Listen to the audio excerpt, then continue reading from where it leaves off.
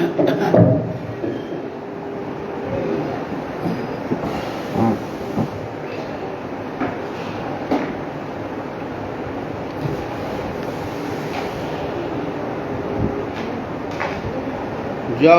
श्री श्री गुरु गौरांग गंधार विग्रधारी श्री राधा गोविंद गोपीनाथ मदन मोहन जी की जय। जय ओं विष्णुपाद नित्य नीला प्रविष्ट ओं विष्णुपाद भक्ति जीवनाचार्य गोस्वामी श्री गुरु महाराज की जय। जय ओं विष्णुपाद नित्य नीला प्रविष्ट ओं विष्णुपाद भक्ति कमाल मधुसूदन गोस्वामी श्री परम गुरु महाराज की जय। जय श्रीला भक्ति सिद्धांत सरस्वती गोस्वामी ठाकुर प्रभुपाद की जय। जय श्रीला गौर किशोर दास बाबा जी महाराज की जय। जय गौरी बलदेव विद्याभूषण प्रभु की जय। जय श्रीला विश्वनाथ चक्रवर्ती ठाकुर की जय। जय श्रीला नरोत्तम श्रीनिवास समानंद प्रभु की जय। जय श्रीला कृष्णदास कविराज गोस्वामी प्रभु की जय। जय श्रीला नमाचार्य हरिदास ठाकुर महाशय की जय। जय तुलसी महारानी की जय। जय भक्ति देवी की जय। जय भक्ति विघ्न भक्त विघ्न सर्व विघ्न विनाशानकारी भगवान सिंहदेव की जय। जय जगन्नाथ बलराम सुभद्रा देवी की जय। जय श्री एकादशी तिथि वरा की जय। जय हरिवास तिथि वरा की जय।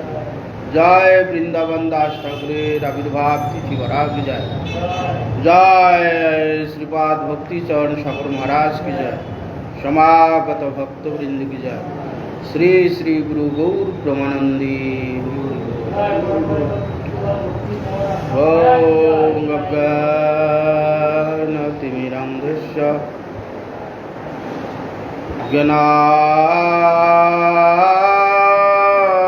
ज्ञानाञ्जनशलाकया चक्षुरुन्मीलितं येन तस्मै श्री गुरुवे नमः। श्री ब्रह्मवर्ध गौर्या सरस्वती नमस्तुते। श्री गुरु गौर गंधर्व गोविंद श्री भक्ति जीविने आचार्य जय विचार जय प्रचार जय तमनुदे कृतगाय रसोगाय नीतिगाय नमस्ते। सत्तमा शिवगोत्तमा मानुदोत्तमा वाग्मिने शांता महंताय नमो नमः। शुद्धव्रताय सन्तन सौजन्य शुभमूर्तये श्रीमते भक्ति जीवन आचार्य गुरुदेवाय नमः। नमस्त्रिकलाग्राय जगन्नाथाय सुताय च सवेताय सपुत्राय सकलत्राय नमः। नमो महावदन्नाय कृष्ण प्रेम प्रदायते कृष्णाय कृष्ण चैतन्य नाम्ने गौरतीशे नमः।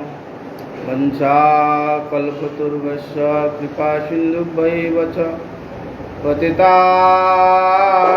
पावनेभ्यो वैष्णवेभ्यो नमो नमः। बिन्दाय तुलसीदेव्यै प्रियाय केशवस्य च विष्णु भक्ति प्रदेवी सत्यवतये नमो नमः। नमस्ते नरसिंहाय प्रह्लादुदायिने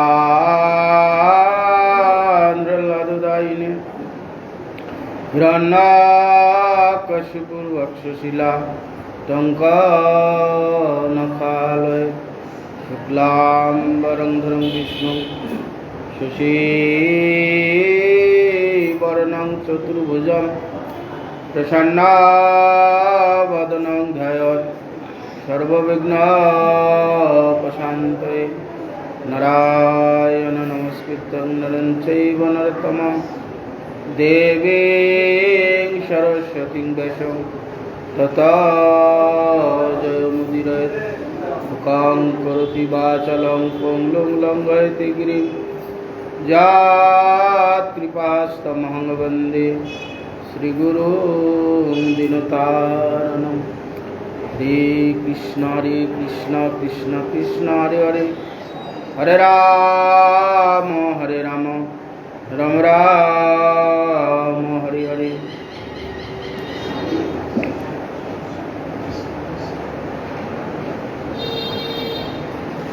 ग्रंथेर आरम्भ करे मंगलाचरण वैष्णव भगवान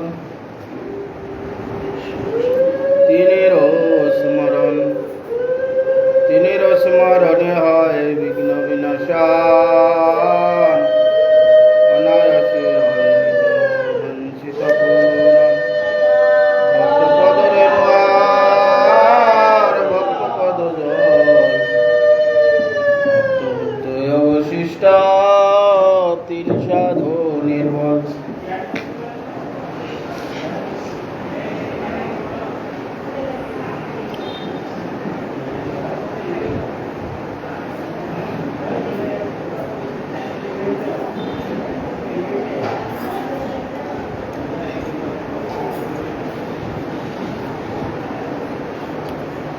आज হচ্ছে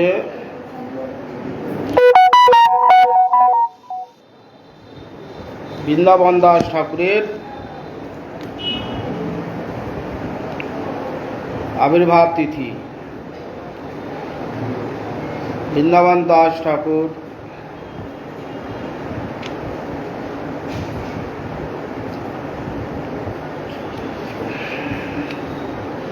চৈতন্য লীলার আদি ব্যাস।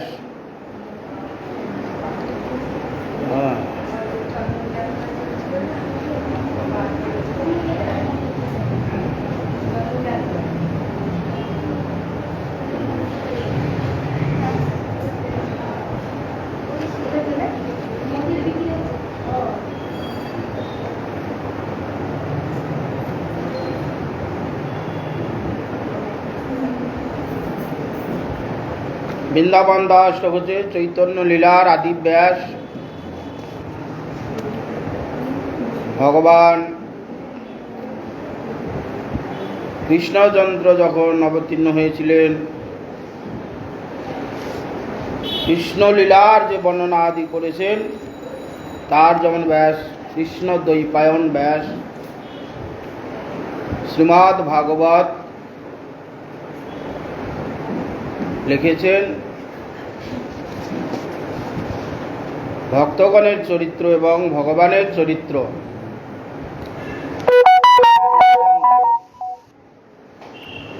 ভগবানের কথা বিস্তার করে জীবকে উদ্ধার করেছেন। সেই জন্যে কৃষ্ণ লীলার ব্যাস হচ্ছে কৃষ্ণ দ্বৈপায়ন ব্যাস। গৌরসুন্দরের ব্যাস হচ্ছে বৃন্দাবন দাস ঠাকুর। তিনি অবতীর্ণ এই দিনে এই তিথিতে হয়েছিলেন, হয়ে জগৎকে উদ্ধার করেছিলেন চৈতন্য ভাগবত রূপ গ্রন্থ দিয়ে। মহাপ্রভুর জীবনী আমরা যেটা পাচ্ছি, মহাপ্রভুর জীবনী, মহাপ্রভু কি দিতে এসেছিলেন,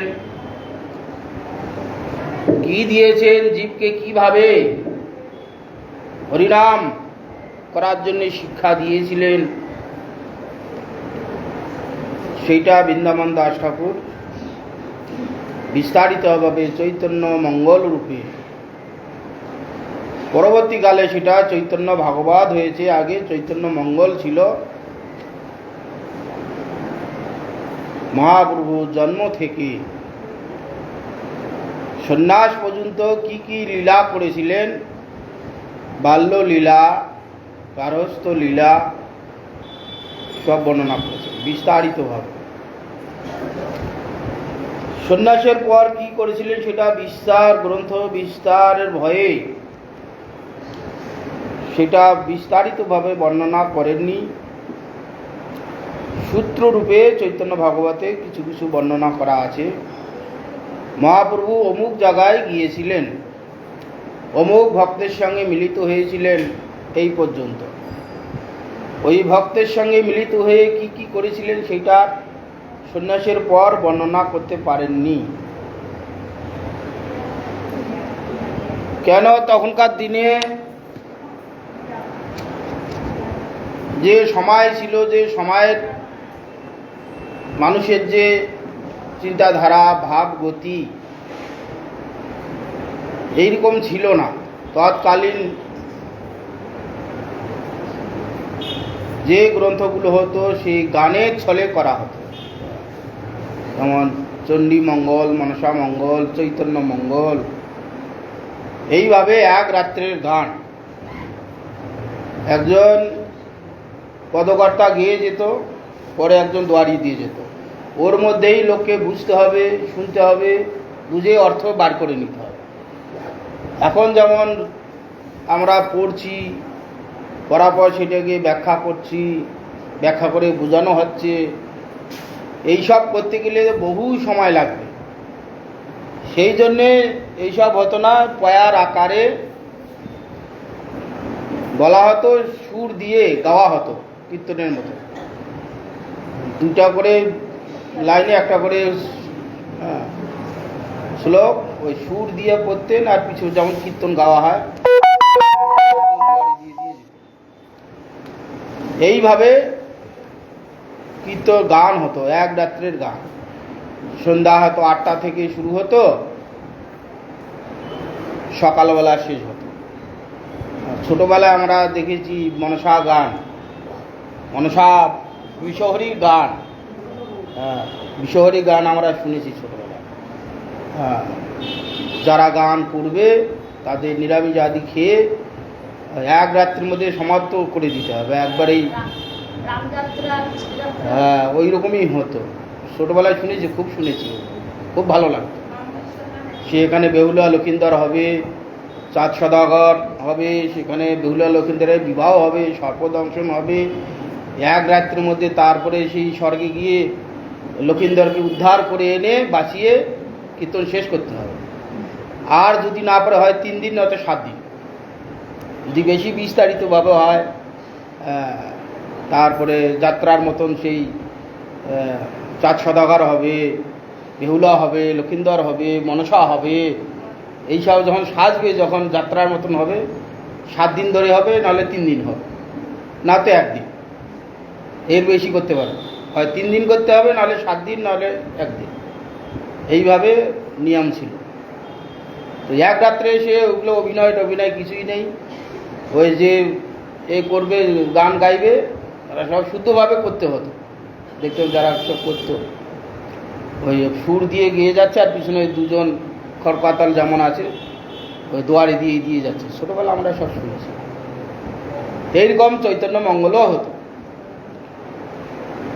পরবর্তীকালে আমাদের আরেকজন পদকর্তা মহাপ্রভুরই পার্শ্বদ, কি নাম জানো? উনিও চৈতন্য ভাগবত লিখেছিলেন। পরবর্তীকালে ওনার নরহরি সরকার, নরহরি সরকারও একটা চৈতন্য মঙ্গল লিখলেন। লোচন দাস ঠাকুর, লোচন দাস ঠাকুর, নরহরি সরকার গুরুদেব।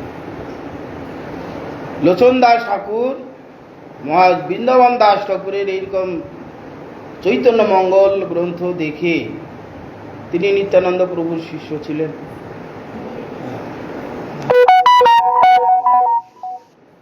লোচন দাস ঠাকুর তিনি বলেন, তাহলে আমিও এক মহাপ্রভুর জীবনী একটা লেখি। সেও এরকম অনুকরণ ঠিক কাছাকাছি এরকম লিখলেন। এবার 2টা চৈতন্য মঙ্গল হলে মুশকিল হয়ে যাবে। সেই জন্য পরবর্তীকালে বৃন্দাবন দাস ঠাকুরকে বলে সেইটাকে চৈতন্য মঙ্গল থেকে চৈতন্য ভাগবতে রূপান্তরিত করলেন। চৈতন্য ভাগবত আর লোচন দাস ঠাকুরের হচ্ছে চৈতন্য মঙ্গলেই রয়ে গেল। তো সেখানে বলা আছে, করলে বৈষ্ণবের গুণগান তবে জীবের ত্রাণ। মহাপ্রভুর এরকম পার্ষদগণ, মহাপ্রভুর লীলার ব্যাস যে বৃন্দাবন দাস ঠাকুর, তার আবির্ভাব এবং তিরোভাব দিনে যদি তার কথা আমরা একটু শ্রবণ করি, তাহলে আমাদের মঙ্গল অবশ্যই হবে। কেন? ভক্তের মহিমা কীর্তন করলে ভগবান স্বয়ং এসে শ্রবণ করেন। ভগবান ভাবছে যে আমার ভক্তের সম্বন্ধে কি বলছে, আমি গিয়ে শ্রবণ করি। ভগবান ভক্তকে এত ভালোবাসে। ওই জন্যে কোনো বৈষ্ণবের, কোনো ভক্তগণের আবির্ভাব এবং তিরোভাবকে কেন্দ্র করে তাদের কথাগুলো আমরা স্মরণ করলে আমাদের যে ভক্তিপথ আরও সুগম হবে। সেই জন্যে বৈষ্ণবের আবির্ভাব, তিরোভাব, এদের গুণকীর্তন করলে তবেই জীবের, আমরা যেই যে বদ্ধ জীব, মায়াগ্রস্ত জীব, এর হাত থেকে আমরা মুক্তি হতে পারি। কিসের জন্যে? তারা হরিভজন করতে গিয়ে কত কঠোর তপস্যা, কত প্রতিকূল, অনুকূলে তো কোনো সমস্যা নেই, কত প্রতিকূলের মধ্যেও তারা ভগবানকে ভুলেননি, ভগবানকে ছাড়েননি। এই জন্য এইসব কথা যখন আমরা আলোচনা করব, এইসব কথা যখন আমরা শ্রবণ করব, আমাদের চঞ্চল চিত্ত, অসংস্কৃত চিত্ত, চঞ্চল চিত্ত, দুর্বল চিত্ত, তাহলে এই সব কথা শ্রবণ করলে আমাদের চিত্তের আরও দৃঢ়তা বাড়ে। যারা এত বড় বড় ভক্ত হয়ে, ভগবানের নিজজন পার্শ্বদগণ হয়ে এত যদি লাঞ্ছনা গঞ্জনা খেয়েও তারা ভগবানকে ভোলেননি, সেই তুলনা আমরা কি ভক্ত, আমরা তো সেরকম কষ্ট পেতেই পারি। তাহলে এরা যখন এত কষ্ট করেও হরিকে ভোলেনি, ভগবানকে ভোলেনি, আমরাও ভুলব না। আমরাও যতই কষ্ট আসুক, যতই যা বাধা বিঘ্ন আসুক, সব অতিক্রম করে হরিভজন করব, আমাদের চিত্তের দৃঢ়তা বাড়বে। সেই জন্য শ্রীমান মহাপ্রভু যেখানে হরিকথা, ভাগবত কথা আলোচনা করতেন, শুনতেন, সেখানে বলতেন যে ভক্তের চরিত্র কথা পাঠ করো। ভক্তের চরিত্র কথা শুনলে সাধকদের চিত্তের আরও দৃঢ়তা বাড়ে। সেই জন্য আজকে সেই বৃন্দাবন দাস ঠাকুরের আবির্ভাব এবং তিরোভাব কিছুদিন আগে গেল। এইসব আবির্ভাব এবং তিরোভাবে তাদের জীবনী কথা শুনলে আমাদের মঙ্গল, তারা প্রসন্ন হন। তাদের যে ইষ্টদেব গৌরসুন্দর, রাধা গোবিন্দ, তাদের কথা আলোচনা করলে তারা খুশি হয়। শ্রীমৎ বৃন্দাবন দাস ঠাকুর জননী নাম হচ্ছে নারায়ণী দেবী। তিনি নারায়ণী দেবী হচ্ছে মহাপ্রভুর কৃপার বিশেষ পাত্রী ছিলেন। শ্রী নারায়ণী দেবী শ্রীবাস পণ্ডিতের ভাতৃ দুহিতা। শ্রীবাস পণ্ডিতের হচ্ছে ভাইয়ের মেয়ে। শ্রীবাস পরবর্তীকালে কুমারহট্টে গিয়ে বাস করিতেছিলেন। পরবর্তীকালে কুমারহট্ট, বাংলাদেশ বর্তমান, কুমারহট্টে বাস করতেন। শ্রীবাস, শ্রীপতি, শ্রীরাম ও শ্রীনিধি এরা 4 ভাই ছিলেন। শ্রীবাসের এরা 4 ভাই ছিলেন। শ্রীবাসের একটি পুত্র ছিল, অল্প বয়সে তার পরলোক প্রাপ্তি হয়। শ্রীবাস পণ্ডিতের সেই পুত্র অল্প বয়সে বিয়োগ হয়। বিয়োগ হলে মালিনী দেবী ক্রন্দন আদি করলে শ্রীবাস গিয়ে বললেন যে তোমরা ক্রন্দন করছো কেন? পুত্র তো মরেছে, যারা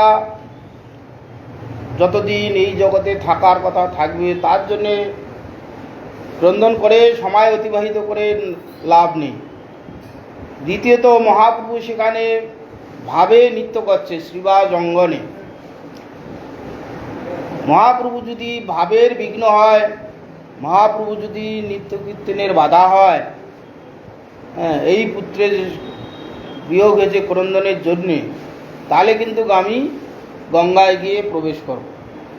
এই কথা মালিনী দেবীকে বলাতে মুখে কাপড় দিয়ে তথাপি ক্রন্দন আদি করেছিলেন। মহাপ্রভু অন্তর্যামী, সবই জানেন। নৃত্য করতে করতে বলছেন যে আজ শ্রীবাস নৃত্যতে আজ কেন সুখ হচ্ছে না আমার। মহাপ্রভু ওই বেরি কীর্তন করতে করতে নৃত্য করতে করতে হঠাৎ ঘরের দেখলেন শ্রীবাসের পুত্র বিয়োগ হয়েছে। মহাপ্রভু দেখছেন যে এদের সরাসরি যদি আমি উপদেশ দিই, সেই উপদেশটা যতটা কাজ না হবে, এই মৃত পুত্রকে তার মধ্যে প্রাণ পুনরায় ফিরিয়ে এনে তার মুখ থেকে আধ্যাত্মিক কথা যখন শ্রীবাস আদিকে শোনানো হবে, তার কাজ বেশি হবে। সেই জন্য মহাপ্রভু কি করলেন, মৃত পুত্রের বক্ষে হাতে, এই পুত্র, এখন তোমার যে ভক্ত পিতামাতা পেয়েছো, এইরকম ভক্ত পিতামাতাকে ছেড়ে তুমি কেন চলে গেলে? মৃতপুত্র তখন বললেন যে প্রভু, আপনার বিধির বিধান, যতদিন আমি শ্রীবাসের পুত্ররূপে থাকার নির্দেশ ছিল ততদিন শ্রীবাসের পুত্ররূপেই ছিলাম। আবার অন্যত্র আমার গতি হয়েছে, যাব যেখানে আবার জন্ম হওয়ার কথা, আবার কারো পুত্র হওয়ার কথা, সেখানে চলে যাব। এইভাবে শ্রীবাসের পুত্রকে দিয়েই শ্রীবাস এবং মালিনী দেবীর যে কষ্ট হচ্ছিল বা পুত্র বিয়োগের যে শোক হয়েছিল, শোক নিবারণ করেছিলেন। এরা পূর্বে শ্রীহট্টে বাস করিতেন। গঙ্গা তীর্থ ভক্ত সঙ্গে বাস কামনা করে নবদ্বীপে এসেছিলেন। এরা সব পূর্ববঙ্গেই ছিল। পরবর্তীকালে মহাপ্রভু অবতীর্ণ হবেন, সমস্ত পার্শ্বদগণ বিভিন্ন জায়গায় অবতীর্ণ করিয়ে পুনরায় আবার এক জায়গায় এনেছিলেন। এরা বললেন যে গঙ্গার তীরে বাস হবে এবং নবদ্বীপে সমস্ত পণ্ডিতের স্থান টোল আছে, সেখানে সংস্কৃত পড়ানো হয় এবং ভক্তগণ থাকেন, সেখানে ভক্ত সঙ্গী হবে। সেই জন্য তারা সবাই নবদ্বীপে এবং নবদ্বীপের আশপাশে এসে গঙ্গার ধারে সব বাস করছিলেন। মহাপ্রভু যখন শ্রীবাস অঙ্গনে মহাভাব প্রকাশ করেন, ভক্তগণকে নিয়ে আত্মস্বরূপ দর্শন করেছিলেন, তখন নারায়ণী দেবী ছিলেন তখন মাত্র 4 বছরের বালিকা। মহাপ্রভু যখন সেখানে আত্মস্বরূপ দর্শন করেছিলেন শ্রীবাস অঙ্গনে, তখন নারায়ণী দেবীর 4 বছর বয়স। সর্বভূত অন্তর্যামী শ্রী গৌরাঙ্গ চাঁদ আজ্ঞা কইল নারায়ণী কৃষ্ণ বলে কাঁদ। 4 বৎসরের সেই উন্মত চরিত, হা কৃষ্ণ বলিয়া মাত্র পড়িল ভূমি। অঙ্গ বহি পরে দ্বারা পৃথিবীর তলে, পরিপূর্ণ হইল স্থল নয়নের জলে। তো মহাপ্রভু নৃত্য করতে করতে, তখন মহাপ্রভু নৃত্যের কাছে নারায়ণী দেবী গিয়েছেন তার বাবা জ্যাঠাদের সঙ্গে। তখন মাত্র 4 বছরের বাচ্চা, কত একটু ভাবে।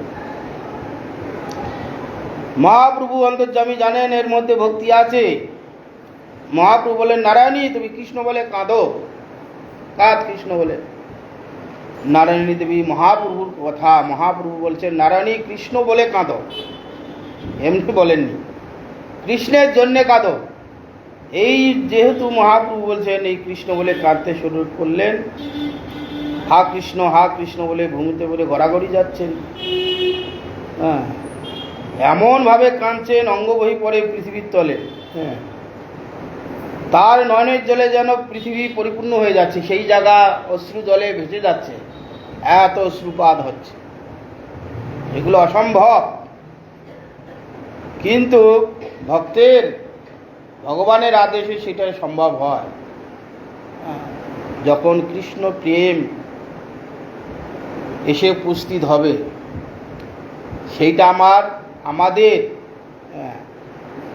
এই বাক্যে ইন্দ্রিয়ের অতীত, সেইটা দিয়ে আমরা চিন্তাও করতে পারবো না কোথা থেকে আসবে অনির্বচনীয় সেই আনন্দ থেকে কোথা থেকে এত শুরু হবে কেউ বুঝতে পারবে না।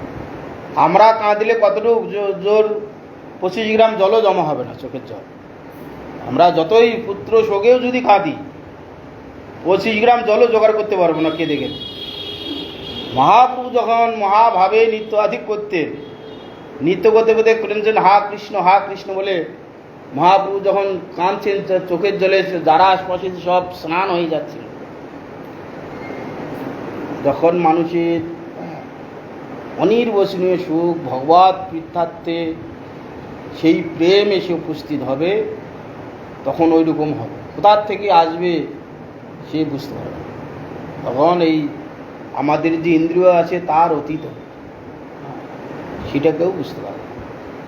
মহাপ্রভু যখন ভাবে আসতেন, এই হাড়গুলো সন্ধিগুলো খুলে, এই এত বড় হাড়টা খুলে এখানে ঢুকে যেত, দিয়ে কুর্ম আকার হয়ে যেত, একটা যেমন কাচিম যেমন হয় সেইরকম হাত পা গুটিয়ে যেত। আবার যখন দীর্ঘাঙ্গ শরীর হয়ে যেত, একবারই বিশাল বড় লম্বা হয়ে যেত, এইরকম হয়েছে বিকার, অষ্টসাত্ত্বিক বিকার। তো নারায়ণী দেবী মহাপ্রভুর কথাতে এমনভাবে ক্রন্দন আদি করেছিলেন যেন সেখানে সমস্ত পৃথিবী সিক্ত হয়েছিলেন। সেই নারায়ণী দেবীর পুত্র বৃন্দাবন দাস ঠাকুর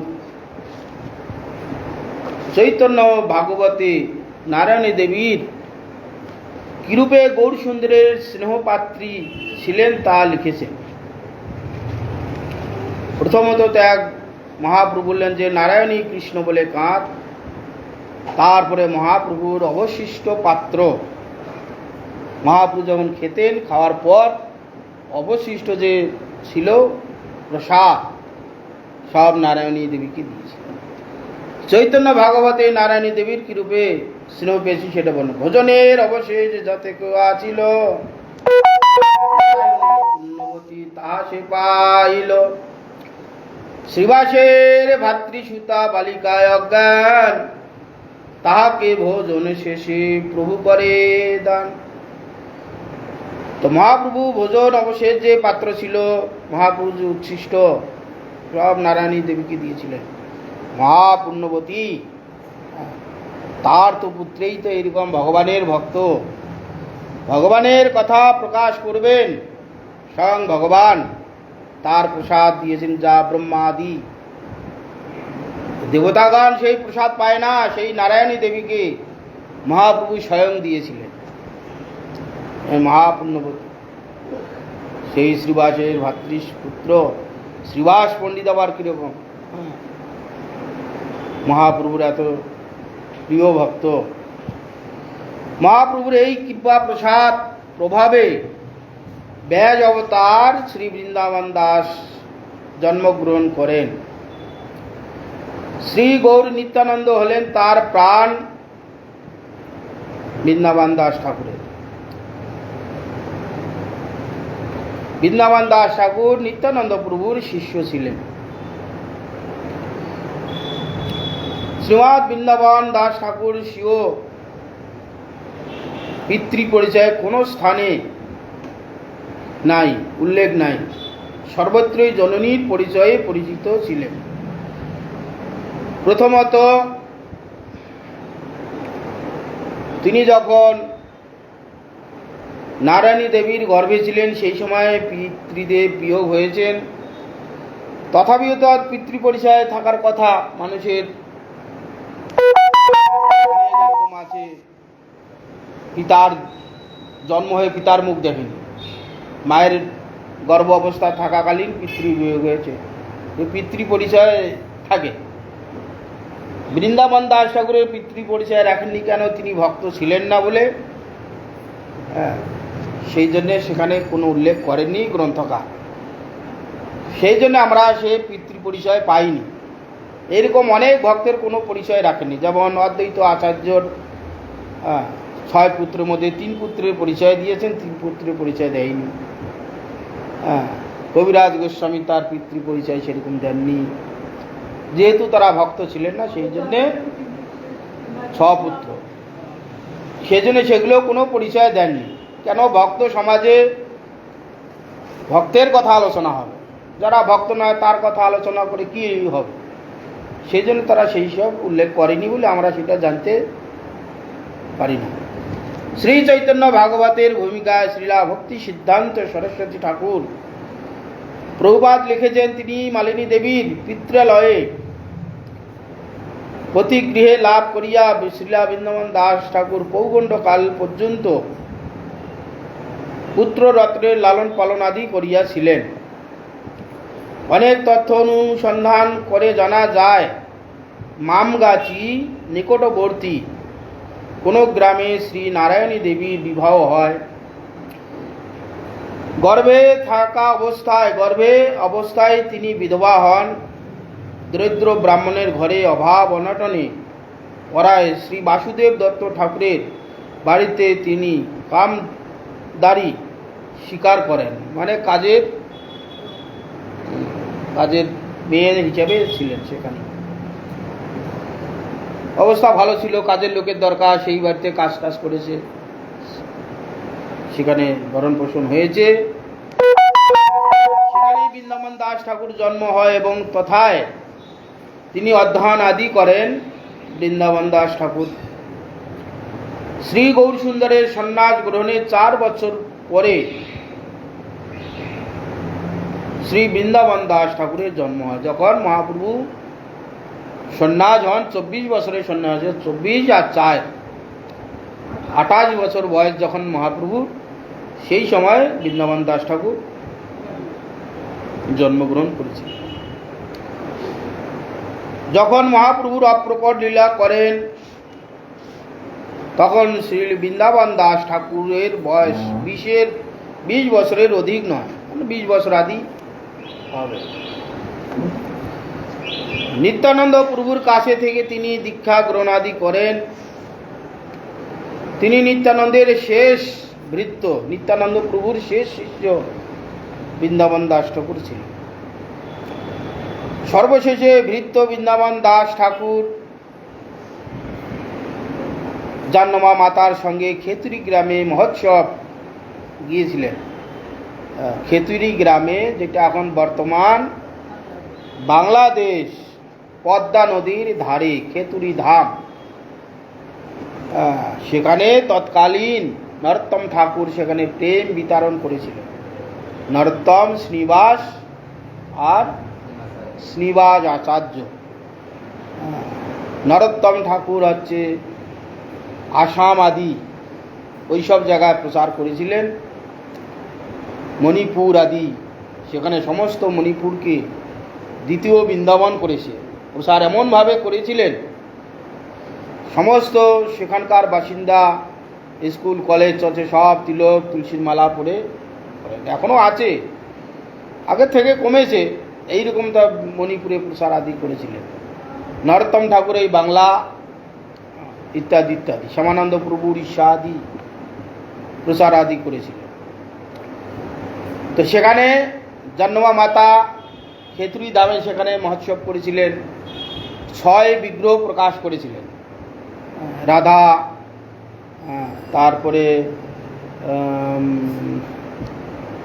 ব্রজমোহন, রাধা গোবিন্দ ইত্যাদি ইত্যাদি একসঙ্গে 6 বিগ্রহ প্রকাশ করিয়ে সেখানে মন্দির করে সেবা প্রকাশ করেছিলেন।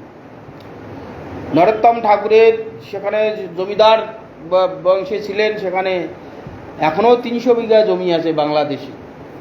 ওই নরোত্তম ঠাকুরের এখনও 300 বিঘা জমি আছে খেতুরি ধাম। আমি গিয়েছিলাম সেখানে, সব 3-4 দিন ছিলাম। তো ওদের সেখানে জিজ্ঞাসাদি করাতে বললো যে এখনও সব মুসলিমরা চাষ করে। আর যখন এই মেলা হয় নরোত্তম ঠাকুরের আবির্ভাবে, গোটা বাংলাদেশ থেকে লোক আসে, ভারত থেকে যায়, সেখানে সমস্ত গ্রাম 4-5-7 কিলোমিটার দূরে কোনো বাড়িঘর আছে কিন্তু কোনো হিন্দু নেই, সব মুসলিম। সেই সব জায়গায় সমস্ত মুসলিমরা ঘর বাড়ি ছেড়ে দেয় মেলা করার জন্য। সেই সব বাড়িতে গিয়ে হিন্দুরা থাকে, উৎসবাদি করে, খায়, রান্নাবান্না করে, সব ঘর দুয়ার ছেড়ে দেয়। এমন নরোত্তম ঠাকুরের প্রভাব এমন আছে। সেখানে প্রেম তলি আছে, সেখানে প্রেম দিয়েছিলেন। সেই সব ওখানে জানুয়া মাতার সঙ্গে বৃন্দাবন দাস ঠাকুর গিয়েছে। কৃষ্ণলীলা ভাগবতে কহে বেদব্যাস, চৈতন্য লীলার ব্যাস বৃন্দাবন দাস। বৃন্দাবন দাস কইল চৈতন্য মঙ্গল, যাহা শ্রবণে নাশে সর্বমঙ্গল। তো কৃষ্ণ লীলার কৃষ্ণ দ্বৈপায়ন ব্যাস, ভগবান কৃষ্ণচন্দ্র অবতীর্ণ হয়ে শ্রীমদ্ ভাগবত রূপে প্রকাশ করেছিলেন। ভগবান কৃষ্ণকে কিসের জন্য এসেছিলেন, কি কার্যের জন্য এসেছিলেন, কিভাবে জীবকে উদ্ধার করেছেন, সেই সমস্ত কথা সুন্দরভাবে গীতা, ভাগবত ইত্যাদি ইত্যাদি বেদব্যাস প্রকাশ করেছিলেন, মহাভারত ইত্যাদি ইত্যাদি। তো চৈতন্য মঙ্গল, চৈতন্য লীলার ব্যাস হচ্ছে বৃন্দাবন দাস ঠাকুর। চৈতন্য মঙ্গল করেছিলেন, যা শ্রবণে নাশে সর্বমঙ্গল। চৈতন্য মহাপ্রভুর কথা যদি কেউ শ্রবণ করে তা সমস্ত অমঙ্গল চলে যাবে। চৈতন্য নিতাইয়ের যাতে জানিয়ে মহিমা, যাতে জানি কৃষ্ণ ভক্তি সিদ্ধান্তের সীমা। ভাগবতে যত ভক্তি সিদ্ধান্তের সার, লিখিয়া আছে নিহা জানি করিয়া উদ্ধার। তো এখানে বলছে যে চৈতন্য এবং নিত্যানন্দের জানিয়ে মহিমা। চৈতন্য ভাগবতে নিত্যানন্দ এবং মহাপ্রভুর সমস্ত মহিমা সিদ্ধান্ত সব জানা আছে। কৃষ্ণ ভক্তি কি বস্তু, কৃষ্ণ ভক্তির সিদ্ধান্ত কি, কি সিদ্ধান্তে এলে কৃষ্ণ ভক্তি হবে, কৃষ্ণ ভক্তি হলে ভগবত প্রাপ্তি হবে, কৃষ্ণকে লাভ করা যাবে, সমস্ত সিদ্ধান্ত পুঙ্খানুপুঙ্খানুভাবে বর্ণনা করেছেন। ভাগবত যথা সিদ্ধান্ত সার, ভাগবতে সব সিদ্ধান্ত লেখা যায় চৈতন্য ভাগবতে। মানুষের রচিত নহে ওইছে গ্রন্থ ধন্য, বৃন্দাবন দাস মুখে বক্তা শ্রী চৈতন্য। বৃন্দাবন দাস পদে কোটি নমস্কার, এই গ্রন্থে ওইছে গ্রন্থে করিতে তারিল সংসার। তো বলছে মনুষ্যের রচিত নহে এই গ্রন্থ।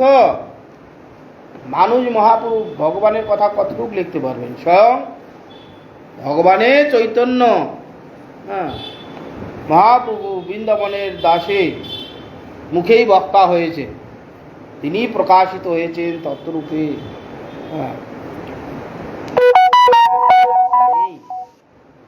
ভগবান সেখানে বেদব্যাসে কি করলেন? বেদব্যাসের মধ্যে তিনি সত্তাবেশ অবতার রূপে, জ্ঞান অবতার রূপে প্রবেশ করেছিলেন, করে এত সূক্ষ্ম সূক্ষ্ম তত্ত্ব প্রকাশ করেছেন ব্যাসদেবের মধ্যে থেকে। ঠিক তদ্রূপে সেখানে মহাপ্রভু তত্ত্বরূপে চৈতন্যের বৃন্দাবন দাস ঠাকুরের মধ্যে প্রবেশ করে সেখানে তত্ত্ব প্রকাশিত হয়েছে। এইভাবে চৈতন্য ভাগবত, চৈতন্য চরিতামৃতেতে বর্ণনা আছে।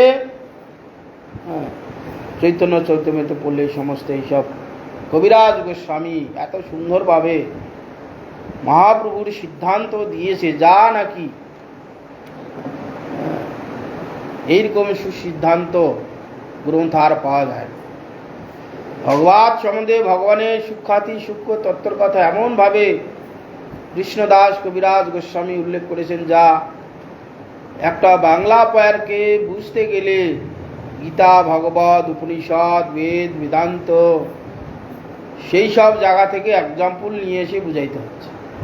এত সূক্ষ্ম সূক্ষ্ম তত্ত্বের কথা, সিদ্ধান্তের কথা চৈতন্য চরিতামৃতে লিখেছেন। সেই জন্য যে বুঝে বা না বুঝে সেও শুনিতে শুনিতে সেহ কি অদ্ভুত চৈতন্য চরিত। অদ্ভুত চৈতন্য চরিত, চৈতন্য মহাপ্রভুর যে চরিত্র জীবনী এত সুন্দরভাবে তিনি বর্ণনা করেছেন কবিরাজ গোস্বামী এবং বৃন্দাবন দাস ঠাকুর।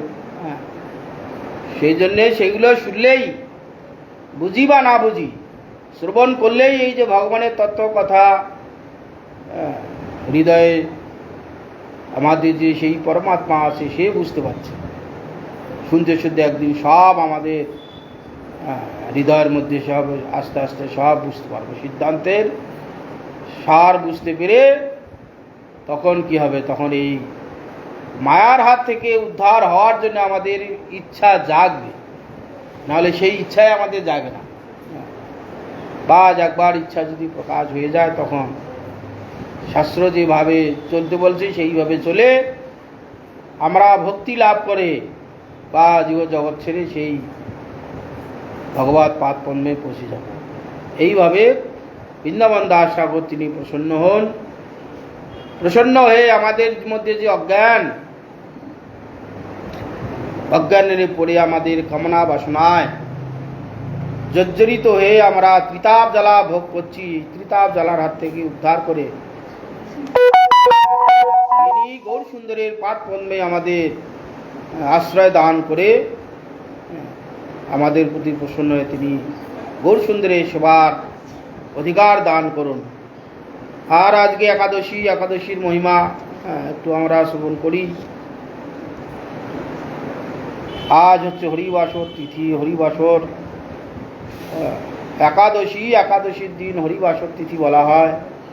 হরি সাদৃশ্য হরিময় সেই আজকের দিনটা, সারাদিন যে আমরা কাজকর্ম করি, সারাদিনের যে রুটিন, সকাল হবে ঘুম থেকে উঠবো, ঘর ধোয়ার ঝাড় পোছ করবো, দাঁত মুখ ধুবো, বাথরুম আদি যাব, তারপরে খাওয়ার জোগাড় হবে, রান্না বান্না হলো, তারপরে যার যেরকম নিত্যকর্ম সেই কাজে যাবে। প্রত্যেক দিন সেই রুটিনটা আমাদের চলে, এর ব্যতিরেক কিছুই নেই।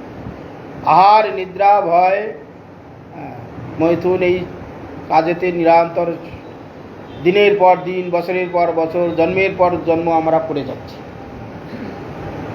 সেগুলো থেকে বিচ্ছিন্ন করার জন্যে মাঝে মাঝে আমাদের এই একাদশী রূপ ব্রতে এসে উপস্থিত হয়।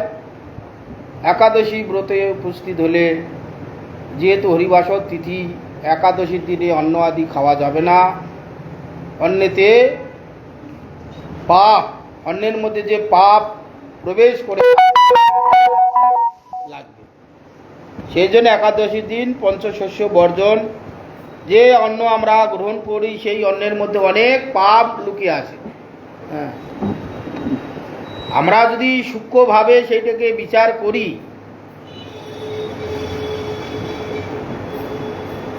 তবে সেটা জানতে পারবো, যদি বিচার না করে জানতে পারবো না। যে অন্নটা আমরা খাচ্ছি, যে অন্নটা পাচিত করছি, খাওয়ার জন্য যে প্রস্তুত হয়েছে, সেটা পূর্ব দিকটা আমরা খুঁজে দেখতে হবে। কি আমরা যে ভাত খাচ্ছি, অন্ন খাচ্ছি, সেই অন্নটা কোথা থেকে হলো?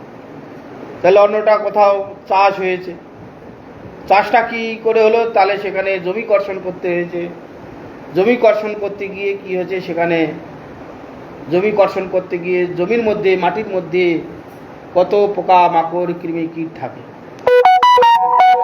কত রকম প্রাণী সৃষ্টি হয়ে যায়। বিশ্বেতে একটা যে কোনো শরীর পাওয়ার জন্যে যে জীবাত্মা আছে কিলবিল করছে, একটু অনুকূল পেলেই সে জন্ম হবে। যখন মাটিতে জল পড়লে কত রকম কেঁচো, বিভিন্ন রকম মাটির প্রাণী হলো, সেইটাকে যখন চাষিরা লাঙ্গল দিয়ে, ট্রাক্টর দিয়ে করুক, গরু দিয়ে করুক, আর কোদাল দিয়ে হাত দিয়েই করুক, মাটি খুঁড়তে গেলে কত প্রাণী হত্যা হচ্ছে। এই যে অন্নটা খাচ্ছি তার প্রথম থেকে জীব হত্যা শুরু হলো। এতগুলো জীব হত্যা করেছি, যে একটা 1 বিঘা জমি চাষ করতে গেলে কত কোটি কোটি প্রাণী হত্যা হয়েছে। কিসের জন্যে? না, ধান চাষ হবে, এই ধানটা করে চাল হবে, সেই চালটা ভাত রান্না করে আমরা খাবো, সেই শরীর, সেই ভাতকে আমাদের শরীর পুষ্ট হবে। সে মাটি কর্ষণ করতে গিয়ে, তারপরে মাটি কাদা করে বীজ ফেলতে গিয়ে, বীজ ফেলে তারপরে বীজে পোকা লেগেছে তার জন্য ঔষধ প্রয়োগ করে, তারপরে মাটি পুনরায় চাষ করে ধান পোতা গাছে হতে, তারপরে সেখানে পোকা লাগবে আবার বীজ স্প্রে করো, ধান ফাঁপবে সেখানে আবার বীজ স্প্রে করছে, ধান পাকছে পোকা লাগে আবার বীজ দিচ্ছে, ধান সিদ্ধের সময় কত কাঠের মধ্যে পোকা থাকে সেই মূল্য, জলের মধ্যে থাকে সেই মূল্য, এতগুলো জীব হত্যা করে তবে আমরা সেই ভাত খেয়ে আমাদের এই শরীরটা পুষ্ট করছি।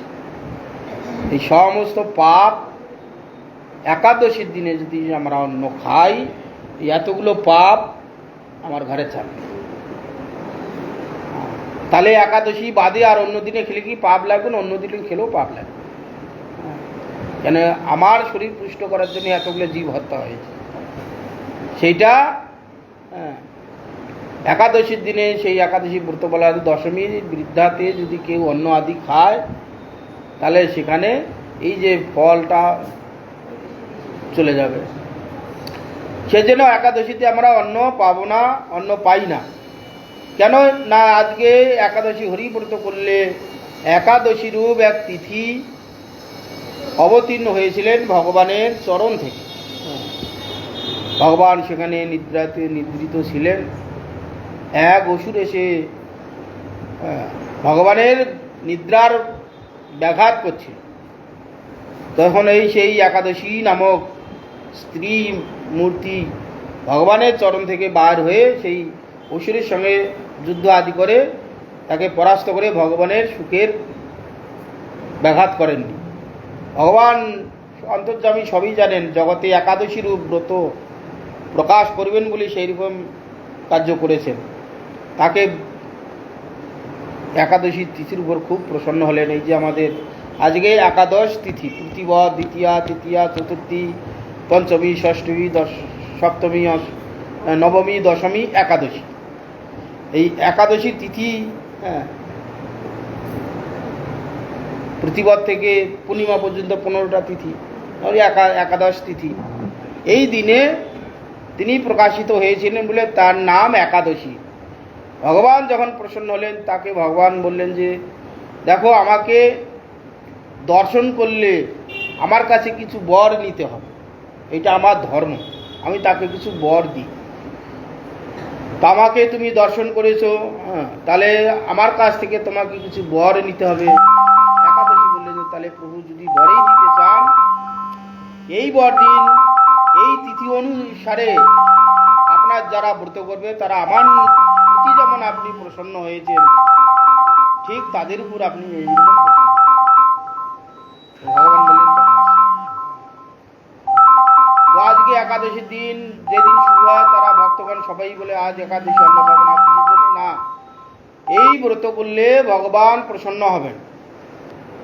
ভগবান প্রসন্ন হলে কি হবে? ভগবান প্রসন্ন হলে আমাদের যে ইষ্ট কামনা, ভগবানের সেবা প্রাপ্ত হওয়া, দাস্যরস, শক্করস, বাৎসল্যরস, মধুরস, যেইটাই চাই না কেন, ভগবান যদি কারো প্রতি প্রসন্ন হন, সে যে বরটা চাইবে সেইটাই ভগবান দেবেন। যেমন একাদশী চেয়েছিলেন, প্রভু যদি আমার প্রতি প্রসন্ন হন, এই বর দিন, এই দিনে যারা ব্রত পালন করবে, আমার ন্যায় আপনি তার প্রতি প্রসন্ন হন। ভগবান তথাস্ত। যারা এই ব্রত আদি করবেন, ভগবান তার প্রতি প্রসন্ন হবেন। এই জন্যে একাদশী দিন ভক্তগণ, একাদশী এলেই না আজকে অন্ন খাবো না, কিসের জন্য? নাচ হরিবাসর তিথি, নিরন্তর ভগবানের কথা মনে করে দেয়। আমাদের রুটিন আছে 9টার সময় মুড়ি খাবো, আলু ভাজা মুড়ি, শশা মুড়ি ইত্যাদি ইত্যাদি, প্রত্যেক দিনের এটা আছে, যার যেরকম ব্যবস্থা আছে। না আজকে খাবো না, কি একাদশী, এক দুপুর কিছু খাবো না, দুপুরবেলায় ফল তরকারি খাবো। খাওয়ার টাইম হলে মনে করে না আজ একাদশী, আজ খাবো না। যারা আবার সারাদিন উপবাস থাকে, যাদের সে ক্ষমতা আছে, কলিযুগের লোক তো অন্নগত প্রাণ, ঔষধগত আর অন্নগত প্রাণ। শরীর সমস্যার জন্যে উপবাস থাকবে না, গ্যাস পাওয়া যাবে, তাদের দুপুরে অনুকল্পের ব্যবস্থা আছে। সারাদিন ক্ষুধা লাগলেও মনে করছে না এখন যখন তখন খাবো না, খেতে পারবো না। একাদশী ভগবানের ব্রত, নিরন্তর ভগবানকে স্মরণ করে দিচ্ছে। হরিবাসর তিথি কিসের জন্য হচ্ছে? হরিময় দিনটা সারাদিন হরিময় হয়ে গেল।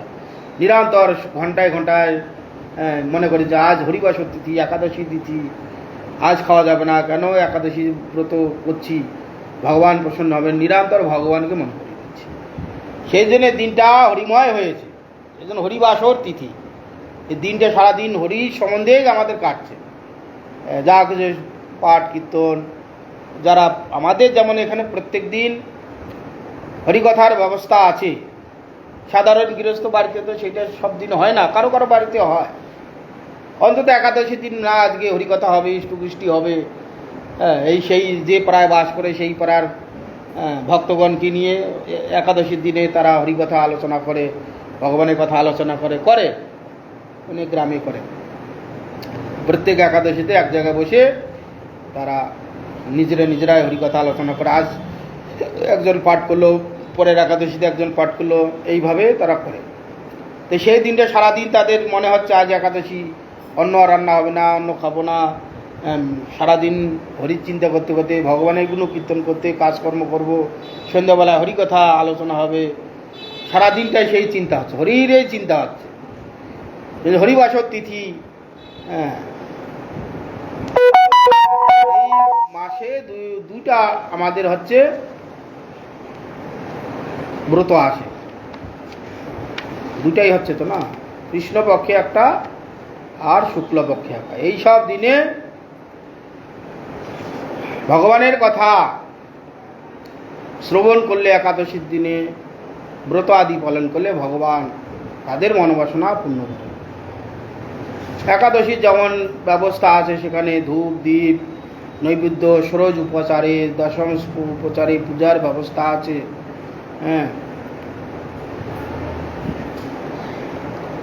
নম ব্রাহ্মণ দেবায় ইত্যাদি মন্ত্রে ওং নমো বিশ্বরূপায় বিশ্বস্থিত হে তবে বিশ্বেশ্বরায় বিশ্বায় গোবিন্দায় নম নম নমো বিজ্ঞান রূপায় পরমানন্দ রূপিণে কৃষ্ণায় গোপীনাথায় গোবিন্দায় নম নম। এইসব প্রণাম এবং স্তব তুতি একাদশীর দিনে করবে। দ্বীপ্রহরে ভোগ রাগ আরতি আদি নাম সংকীর্তন নিত্যগীত বন্দনা তৎসঙ্গ গীতা ভাগবত পাঠ এবং অহরাত্র হরিনাম সংকীর্তন, এটা একটা বিশেষ। রাত্রি জাগরণ, রাত্রি সহকারে কীর্তন সহকারে জাগরণ করলে বিশেষ ফল। রাত্রি জাগরণের একটা বিশেষ ফল আছে। সব করতে হয়। আগেকার দিনে তো এই সমস্ত ব্যবস্থা ছিল। একাদশীর দিন নির্জলা এবং রাত্রি জাগরণ করলে যে ভক্তগণ করবে, যার যেটা কামনা একবারে অব্যর্থ সেটা পূরণ হবে, এর কোনো বিকল্প নেই। শুধু মুখের কথা নয়, আমরা কার্যত দেখেছি গুরু মহারাজ বহু পূর্বে, আমিও তখন মঠে আসিনি, তো গুরু মহারাজ একসময় বলছেন, অনেকবারই বলেছেন, এই তারাবাগ কোয়ার্টারে এক ভক্ত ছিলেন, খুব হরিনাম আদি করতেন। তো তার প্রারব্ধ অনুযায়ী পুত্র আদি হচ্ছিল না, বয়স অধিক হয়ে যাচ্ছে, হচ্ছে না, সন্তান আদি হচ্ছে না। গুরু মহারাজ ভিক্ষা আদি যেতেন। গুরু মহারাজের সঙ্গে কথোপকথন হলো যে, গুরু মহারাজ আমার স্বামী চাকরি করে, কিন্তু অনেক ডাক্তার কবিরাজ দেখিয়েও আমাদের সন্তান আদি হচ্ছে না, খুব চিন্তা। তো গুরু মহারাজ বলছেন যে, ঠিক আপনি উচ্চস্বরে হরিনাম করুন আর একাদশী ব্রত করুন। করাতে আবার সেই পুত্র আদি হয়েছিল। তারপরেও আমরা দেখেছি এখানে আমাদের গুরু ভাইদের মধ্যে, এবং এই তারও অধিক, প্রায় 50-এর কাছাকাছি বয়স হয়েছে, কোনো পুত্র আদি হচ্ছে না। কোনো সম্বন্ধে গুরু মহারাজের কাছে এসে বললেন, গুরু মহারাজ বললেন যে, পুত্রদা একাদশী করো, তোমার পুত্রদা একাদশী করলেন। এবং কি বলে,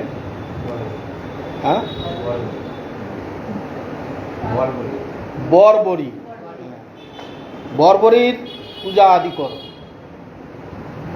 ঘটোৎকচের পুত্র বর্বরী আর একাদশী ব্রত আদি করে, পুত্রতে একাদশী ব্রত করলে একসঙ্গে দুটি পুত্র হবে। বর্বরী একটি পুত্র দিলেন এবং একাদশী একটি পুত্র দিলেন। একটি ছেলে কালো হলো, একটি ছেলে ফর্সা হয়েছে। এইরকম একাদশীর প্রভাব আছে। আরও কয়েকজন গুরু ভাইয়ের এরকম আমাদের হচ্ছিল না। তো গুরু মহারাজ সব ব্রত কথা বলে দিয়েছেন কিভাবে আদি করতে হবে, সেভাবে করলে তাদের সবারই পুত্র হয়েছে। এইভাবে নাম সংকীর্তন সহ ভগবানের সেবা করলে একাদশী সমস্ত কিছু দিতে পারে। এগুলো তো বাহ্যিক। মুখ্য উদ্দেশ্য হচ্ছে ভগবানের ভক্তি। এগুলো দিয়েও অবশিষ্ট ভগবান ভক্তি দান করবে। শুদ্ধভাবে একাদশী ব্রতচারীর ব্যক্তিগণ ঐহিক ও পারত্রিক কল্যাণ সুখাদি লাভ মুক্তিপথ পর্যন্ত হয়ে থাকে। মুক্তিপথ পর্যন্ত হয়ে থাকে মানে ভগবান প্রাপ্তি হয়ে যাবে একাদশী। এই বাহ্যিক যে কারো যদি কিছু কামনা আদি থাকে, ভগবান সেগুলো দেবেন। দেওয়ার পর সেগুলো অন্তিমে সে ভগবান তাকে তার পাদপদ্ম দান করবেন। নারায়ণ নমস্কীর্তন নরং চৈব নরোত্তমং দেবীং সরস্বতীং ব্যাসং তত জয়মুদীরয়ে। ওং নমো বঙ্গ সতী ভূময়ে, নমো নমো বঙ্গন সৈনয় ভূমায়, নমো নমো অনন্ত মহা বিভূতয়ে, নমো নমো অনন্ত দৈকে সিদ্ধবে। এইভাবে ব্রতকথা আর্ম স্তবাদি ভগবানের করবে। শ্রীমদ্ ভাগবতে এক সময় একদা শ্রী সুত গোস্বামী ভ্রমণ করতে করতে কতিপয় শিষ্য সহিত নৈমিষারণ্যে গিয়ে উপস্থিত হলেন। নৈমিষারণ্য যেখানে ভগবান কৃষ্ণচন্দ্র অন্তর্ধান হলে কলিযুগ শুরু হলো। কলিযুগের পাপ এসে গ্রাস করবে। পাপ এসে গ্রাস করবে, সেই জন্য ঋষিগণ ভয়ে ব্যাকুল। কলিযুগের যে প্রভাব, কলিযুগের প্রভাব ঋষিগণ এবং কলিযুগের জীবগণকে গ্রাস করে নেবে, সেই ভয়ে তারা কিভাবে উদ্ধার হবে, এর কলির হাত থেকে কিভাবে মুক্তি পাওয়া যাবে, এই চিন্তা ব্যাকুল হয়ে তারা কি করবেন, নৈমিষারণ্যে গিয়ে তারা যজ্ঞ করেছিলেন। নৈমিষারণ্যে সেখানে ভগবান অধিষ্ঠান আছে। ভগবান কাছ থেকে যখন ব্রহ্মা সৃষ্টি হলেন, ব্রহ্মা কোথায় সৃষ্টি করবেন, মানসে চক্র ছেড়েছিলেন। মানস চক্র এসে নৈমিষারণ্য পড়েছিল, হরিদ্বারে পড়েছিল, ইত্যাদি ইত্যাদি জায়গায় পড়েছিল। সেই জন্য সেখানে খুব পবিত্র জায়গা, শুদ্ধ জায়গা। আবার বন্ধ হয়ে গেল, ঠিক আছে, গরম কম আছে, চলবে। তো সেখানে নৈমিষারণ্যে সেখানে তারা কলির ভয়ে সেখানে এসে তারা যজ্ঞ আদি করেছিলেন। 1000 বছর ধরে যজ্ঞ করছে। যজ্ঞের ধোঁয়াতে সমস্ত ঋষিগণ কালো হয়ে গেছে। প্রত্যেক দিন যদি যজ্ঞের করে, আমরা তো এখানে 2 ঘন্টা মাঝে মাঝে হয় দীক্ষার সময়, যারা যজ্ঞের পাশে বসে আহুতি দেয় তারা বুঝতে পারে বুকের মধ্যে কত জ্বালা লাগে, বুক জ্বলিয়া যায় আগুনের তাপে। প্রত্যেক দিন 1000 বছর ধরে করছে, তাহলে ঋষিগণের কি অবস্থা। তো এইভাবে তারা সেখানে নৈমিষারণ্যে উপস্থিত হলেন। সেখানে ঋষিগণ তাকে সাদৃশ আসনাদি দিয়ে যথাযথভাবে সম্মান করলেন সুত গোস্বামীকে। অতঃপর ভৃগু কুলোদ্ভূত বিদ্বান শ্রেষ্ঠ শ্রী সৌনক মুনি সুত গোস্বামীর প্রীতিভরে জিজ্ঞাসা করতে লাগলেন, হে সুত, তুমি মহাভাগ্যবান শ্রীমৎ সুখদেবের পরম কৃপাপাত্র। সুত গোস্বামী সুখদেব গোস্বামীর কৃপাপাত্র। তোমাকে কিছু প্রশ্ন করছি। ভগবান ধারণ করেছিলেন। ভগবান যে ত্রিবিক্রম মূর্তি, বামন মূর্তি কিসের জন্য ধারণ করেছিলেন সেই কথা তোমাকে আমরা জিজ্ঞাসা করছি, তুমি বলো। এই কথা প্রশ্ন করলেন সুত গোস্বামীকে। সুত গোস্বামী বলতে লাগলেন, অচিন্ত শক্তিমান শ্রী হরিদেব কার্য সাধন উদ্দেশ্যে কশ্যপ অদিতি দেবী থেকে আবির্ভূত হয়ে সদ্য বটু ব্রাহ্মণ মূর্তিতে ব্রহ্মচারী বেশে প্রহ্লাদ মহারাজের পুত্র বলি মহারাজের যজ্ঞে উপস্থিত হয়েছিলেন। জিজ্ঞাসা করলেন যে বামন অবতার কেন হয়েছিল? তার পুত্রে বললেন যে কশ্যপ অদিতির থেকে আবির্ভূত হয়েছিলেন, তারই বংশী। সবই তো কশ্যপ অদিতির পুত্র। সেখানে ইন্দ্রদেব ইন্দ্রের পদবী কেড়ে নিয়েছিলেন হচ্ছে বলি মহারাজ, প্রহ্লাদের হচ্ছে বাবা, হিরণ্য নাতির ছেলে বলি মহারাজ। সেখানে ইন্দ্রের পুনরায় রাজ্য ফিরিয়ে দেওয়ার জন্যে ভগবান তখন কালরূপী দৈত্যপক্ষ ছিলেন। ভগবান কোনো সময় কালরূপী দৈত্যপক্ষ হয়ে যায়, কখনো কালরূপী আবার দেবপক্ষ হয়ে যায়। ভগবান তো একই কাল, যার যেরকম প্রারব্ধ অনুযায়ী আমাদের জীবনে হয় না। আমরা বলি না এখন আমাদের ভাগ্য খারাপ চলছে, গুরু ডাউন চলছে, সময় খারাপ চলছে, কি গ্রহ বলে যে রাহু কেতু একসঙ্গে মিলিত হয়েছে, খুব সময় খারাপ চলছে। তো এইরকম দেবতাগণেরও হয়, মনুষ্যগণের হচ্ছে, পশু পক্ষীগণের হচ্ছে, সবারই কাল কখন কারো ভগবান কালরূপী তার প্রতি যখন সহায় থাকে, চতুর্দিক থেকে সমস্ত সুবিধাগুলো এসে উপস্থিত হয়। ভগবান যখন কালরূপী তার যখন সময় খারাপ আসে, তখন বিপক্ষ হয়ে যায়, তখন দুনিয়ার অশান্তি এসে উপস্থিত হয়ে যায়। ও দেবতাগণেরও হয়, ইন্দ্রেরও কতবার হয়েছে। সেই পদ্মে মিলনে গিয়ে 100 বছর না খেয়ে থাকতে হয়েছে। তো বলি মহারাজ এমন তার প্রভাব হলো, সেই সময় কাল দৈত্যপক্ষ হয়েছিল, আর এদিকে ইন্দ্রের পদবী চলে গেছে, ইন্দ্রত্ব চলে গেছে। এখন অদিতি দেবী কশ্যপের কাছে গিয়ে বললেন যে আমার পুত্র ইন্দ্র, তার তো প্রাপ্য ধন, ইন্দ্র রাজা হবে, রাজ্য শাসন করবে, তার এটা অধিকার, তার এখন অধিকার শাসনে আছে। তো তাকে রাজ্য থেকে তাড়িয়ে দিয়ে সে এখন আমার ছেলে পৃথিবীতে পশুপক্ষী মনুষ্য রূপ ধারণ করে বেড়াচ্ছে দেবতা হয়ে, আর বলি অসুর হয়ে সে ত্রিভুবন রাজত্ব করছে, ইন্দ্র ঐশ্বর্য ভোগ করছে। এটা তো হয় না, বেনিয়ম। এর বিহিত আপনাকেই করতে হবে, যেহেতু আপনি প্রজাপতি। এই কশ্যপ তখন তাহলে বললেন যে তাহলে ব্রত শুরু করো। পয়ব্রত আদি দিলেন। পয়ব্রত দিয়ে এমনভাবে কঠোরভাবে তপস্যা করলেন পুত্রের জন্য। পুত্রের কিছু হলে মায়েরা তো আপনারা জানেন পুত্রের জন্য কি না করেন। বাবারা অতটা করে না, মায়েরা যতটা করে। পুত্রের জন্য যে দরকার প্রাণ পর্যন্ত দিতে পারে, সব করতে পারে পুত্রের মঙ্গলের জন্য। বিধান এমন দিলেন, 12 দিনের মধ্যে ভগবান প্রসন্ন হয়ে বললেন যে আমার পুত্রের তো পদবী চলে গেছে, পুত্রের পদবী ফিরিয়ে দেন। ভগবানের কাছেই চাইলেন। ভগবান বললেন দেখো তো এখন এই মুহূর্তে তো আমি কালরূপী অসুর পক্ষ আছি, তোমার যুদ্ধ করে যে তোমার পুত্রকে স্বর্গ ফিরিয়ে দেব সেটা আমি পারবো না। তাহলে আমার আরাধনা করেছো, আমাকে প্রসন্ন করেছো, আমাকে দর্শন করেছো, আমার কাছে সেই বর চেয়েছো, তাহলে আমাকে একটা কিছু ব্যবস্থা করতে হবে। ঠিক আছে যাও, আমি ব্যবস্থা করছি, তোমার পুত্র রূপে জন্ম হবে। তখন ভগবান এই বামন রূপে পুত্র হয়ে জন্ম হলেন। পুত্র হয়ে তখন কি করলেন, এই বটু বামন ইন্দ্র রাজ্য ফিরিয়ে দেওয়ার জন্যে বলি মহারাজ প্রহ্লাদের বংশে জন্ম হয়েছে। মহাদাতা, উদার।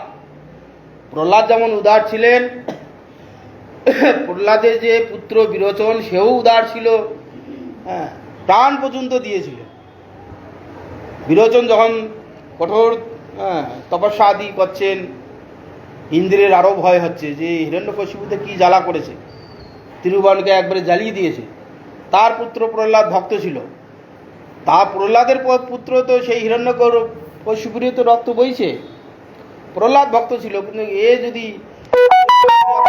হিরণ্যকশিপুর মতন হয়, অতএব এ তো প্রহ্লাদের বংশে, যেহেতু প্রহ্লাদের পুত্র দাতা আছে, এ ছলে আমি এর পরমায়ু হরণ করে নেব। এ যা তপস্যা করছে, আবার না আমার রাজ্য চলে যায়। ইন্দ্রদেব সেই ব্রাহ্মণ বেশে গিয়ে বিরোচনের কাছে বললেন যে, হে বিরোচন, আপনি প্রহ্লাদের পুত্র মহাদাতা, আমি আপনার কাছে কিছু ভিক্ষা চাই। কি ভিক্ষা চান? ব্রাহ্মণ বেশে গেছে, বলে আগে প্রতিজ্ঞা করুন, যা চাইব তাই দেবেন। বলে তাই দেব। আগে সংকল্প করুন। সংকল্প করলেন, করার পরেই সঙ্গে সঙ্গে বললেন যে আপনার প্রাণ চাই। বিরোচন বলে, জানি আপনি তো ব্রাহ্মণ নন, আপনার ভাব, আপনার যে চাওয়া পাওয়া ব্রাহ্মণের নয়, তথাপি আপনি ব্রাহ্মণের রূপ ধারণ করে এসেছেন, আমি সব দিয়ে দেব। সংকল্প করে যেই দিলেন, সঙ্গে সঙ্গে মৃত্যু হয়ে গেল। এর আগে বলি মহারাজ কি আমার পিতার পরমায়ু হরণ করে নিয়েছে, আমি বলি মহারাজের রাজ্য ছিনিয়ে নেব। এই করে রাজ্য শাসন জয় করে নিলেন ইন্দ্র, স্বর্গ জয় করে নিলেন। ইন্দ্র তখন এই পৃথিবীতে মনুষ্য রূপে ধারণ করে বেড়াচ্ছেন। এই জন্যে ভগবানকে প্রসন্ন করে ভগবান পুত্ররূপে জন্ম হয়ে বলি মহারাজ যজ্ঞ করছে। যজ্ঞতে ব্রাহ্মণ বৈষ্ণব যে যা চাইবে দিলে যজ্ঞের পূর্ণতা প্রাপ্ত হয়। সেই উদ্দেশ্যে বলি মহারাজ প্রচুর দান আদি করছেন। একে বলি মহারাজ প্রহ্লাদের বংশ নাতি, তার একটা নাম আছে, বংশের ধারা তো একটা যাবে, প্রচুর দান আদি করছে। ভগবান দেখলেন ওই সুযোগে বলি মহারাজ যজ্ঞ শুরু করছে, তখন ব্রাহ্মণদেব কশ্যপের গৃহ থেকে বেরিয়ে মাথায় ছাতা নিয়ে ধুতি পরে ওই ব্রাহ্মণ চলছেন এর বাড়ি, বলি মহারাজের বাড়ি যাচ্ছেন। ব্রাহ্মণদেব হাঁটছে, ছাতাটা দেখা যাচ্ছে, মানুষকে আর দেখা যাচ্ছে না, ছোট্ট মানুষ। গিয়ে যখন বলি মহারাজের কাছে যজ্ঞতে উপস্থিত হলেন, বলি মহারাজ বললেন, হে ব্রাহ্মণ দেবতা, আমি যজ্ঞ করছি, ব্রাহ্মণ দেবতা এসেছেন, আমার খুব সৌভাগ্য, আপনি কি প্রার্থনা করছেন বলুন, আমি তাই আপনাকে দেব। ভগবান এক কার্যে করেন প্রভু কার্য 5-7, ভগবানের মনের ইচ্ছা বুঝবে কি? ভগবান বললেন, হে বলি মহারাজ, আপনি প্রহ্লাদের বংশে জন্ম, আপনি উদার। ভগবান বলি মহারাজের এমন মহিমা কীর্তন করলেন, বলি মহারাজ আরও একবারে বলে গেল আনন্দে, এমন ফাঁপিয়ে দিয়েছেন। বলে আমি আপনার গৃহে এসেছি, আপনি তো দান করছেন, আমি ব্রাহ্মণ দ্বিজ, আমার একটু সামান্য কিছু দান চাই। কি? আমি 3 পৌরি জায়গা নেব, 3 বার পা ফেলবো, যাতে যতটা জায়গা আসে ওইটুক জায়গা নেব। বলে ওইটুক জায়গা নিয়ে কি হবে, আমি ত্রিভুবনের রাজা। আরে একটা লোক নিয়ে নিন, একটা দেশ নিয়ে নিন, একটা গ্রাম নিয়ে নিন, আমার ব্রাহ্মণ ব্রহ্মচারী লোক, বেশি লোভ করা ভালো নয়, ইত্যাদি ইত্যাদি, আমার ওইটুক হলেই হবে। বলি মহারাজ প্রথম অনেক তাকে তিরস্কার আদি করলেন, তুমি মানুষটা খর্ব, তোমার বুদ্ধি খর্ব, নানা রকম তাকে তাদের ভাষায় বললেন আর অপমান সুযোগ দিয়ে, তোমার বুদ্ধিটা, মানুষটা যেমন বেটে, তোমার বুদ্ধিটাও বেটে। এইসব বলার পর ওসব শোনার দরকার না, তুমি দেবে কিনা বল। আমার 3 পৌরি জায়গার দরকার, আমি 3 পৌরি জায়গা নেব। আমার তোমার একটা লোকও নেওয়ার দরকার নেই, রাজ্যও নেওয়ার দরকার নেই, একটা গ্রামও নেওয়ার দরকার নেই, আমার যতটুকু দরকার ততটুকুই নেব, তাই হবে। নাও, সংকল্প করতে হবে। এই যখন সংকল্প করতে যাচ্ছেন, তার যে গুরুদেব শুক্রাচার্য এসে বিরোধ করলেন, বলে বলি তুমি কি করতে যাচ্ছ বেটা, জানো এ কে? আরে স্বয়ং সে বিষ্ণু। আরে তোমার ত্রিপাউরি ভূমি নেওয়ার ছেলে তোমার ত্রিভুবন নিয়ে নেবে। মূর্খ, তুমি জানো না ইন্দ্রের রাজ্য ছিল স্বর্গ, সেখানে ইন্দ্রদেবকে তাড়িয়ে দিয়ে তার সিংহাসনে বসে আছো। আর হচ্ছে ভগবান বিষ্ণু দেবতাগণের সব সময় সপক্ষে। হ্যাঁ, তুমি বুঝতে পারছো না, দেবতাগণের ছল, বিষ্ণু ছল করে এসেছে তোমার 3 পাউরির জায়গা ত্রিভুবন নিয়ে নেবে। মূর্খ, জানো না, দিও না। বলি মহারাজ বলছে, না গুরুদেব, আপনি যখন বলছেন এই সাক্ষাৎ বিষ্ণু, তো বিষ্ণু তো এই জগতে যা বস্তু আছে সর্বোত্তম বস্তু, সর্বোত্তম পাত্র, সর্বোত্তম পাত্রতে। হ্যাঁ, তা গুরুদেবের কথা তো মিথ্যা নয়। গুরুদেব আপনি সর্বজ্ঞ, ভুল ভবিষ্যৎ বর্তমান সবই আপনি জানেন, আপনার কথা তো মিথ্যা নয়। তাহলে আমার এমন সৌভাগ্য এসে উপস্থিত হয়েছে যা নাকি স্বয়ং বিষ্ণু আমার গৃহে অতিথি হয়ে যে দান নিতে এসছে, এসে ভাগ্যবান আর আমি, আমার চেয়ে কে আছে? গুরুদেব আপনি যখন বলছেন সাক্ষাৎ বিষ্ণু, তাহলে তো আমি একেই দান করব। তাও বাধা দিলেন, জানো আমি কে? হ্যাঁ জানি, আপনি আমার প্রাণদাতা। যাও বেটা, আমার কথা না আসলে তোমার শ্রীভষ্ট হবে। যাই হোক, আমি যেহেতু জেনেছি যে সাক্ষাৎ এ বিষ্ণু, আমি আর কারো কথা শুনবো না। ভগবানের সেবা বাধা দিল, গুরুদেবের কথাও মানব না। হ্যাঁ, ভগবানের সেবা বিরোধ হলে গুরুর কথা মানতে হবে না, পিতামাতার কথা মানতে হবে না, দেশ দশের কথা মানতে হবে না। মেনো, ভগবান প্রসন্ন হয়েছে। হ্যাঁ, কৈকের কথা ভরত মানেনি। হ্যাঁ, তারপরে এইরকম সব আছে, তারা ভগবানকে লাভ করেছিল। যদি ভগবানের সেবার বিরোধ হয়, তথাপি শুক্রাচার্য চেষ্টা করেছিলেন যখন এতে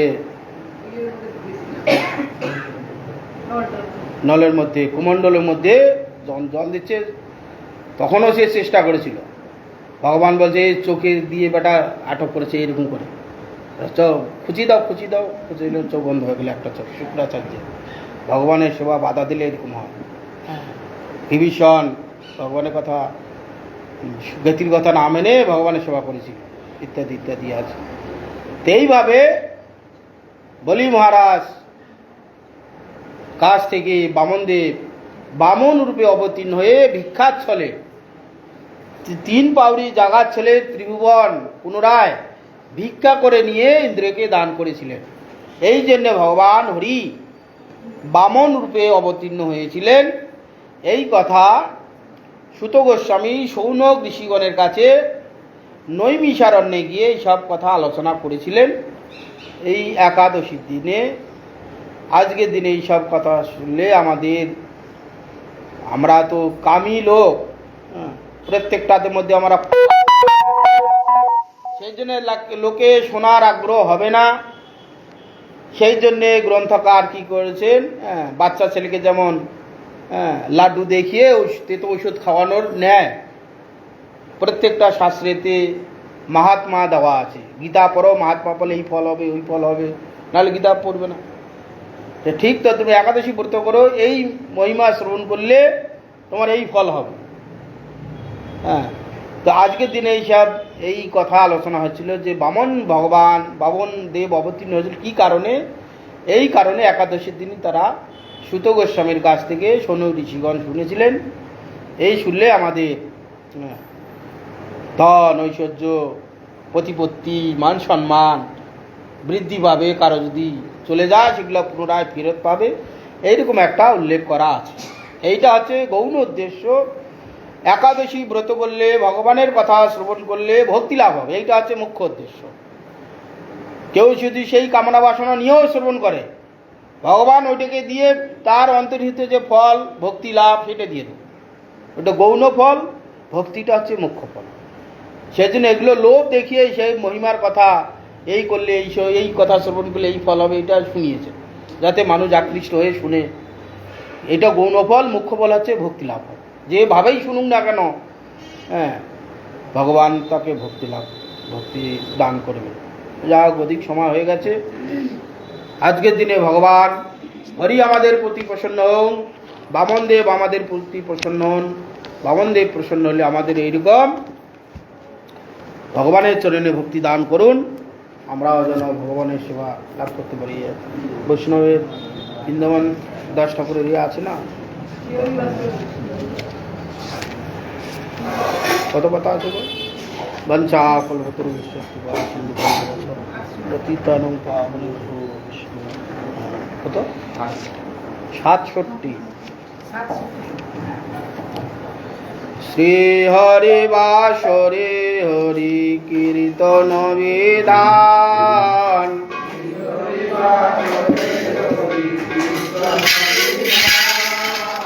শ্রী হরি বাসরে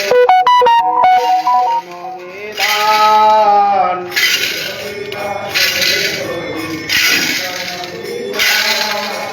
নিশ্চয় আরম্ভিলা প্রভু জগতের প্রাণ,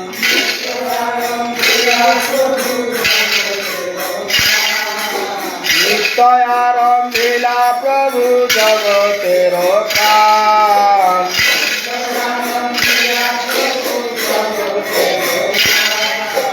পুণ্যবন্ত শুভা স্বয়ং বনে শুভারম্ভ,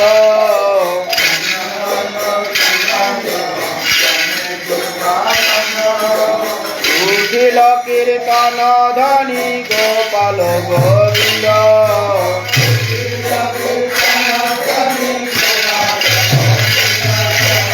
উঠিল কীর্তন ধ্বনি গোপাল গোবিন্দ,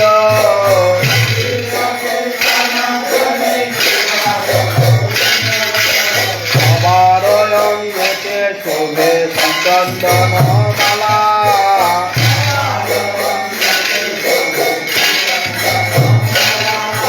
সবার অঙ্গেতে শোভে সুচন্দন মালা,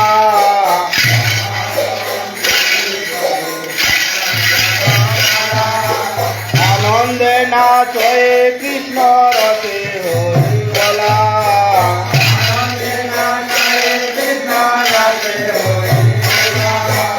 আনন্দে নাচে কৃষ্ণ রসে হরি বলা,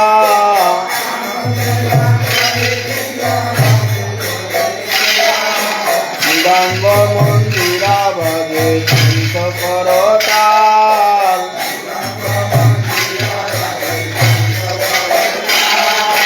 মৃদঙ্গ মন্দিরা বাজে শঙ্খ করতাল,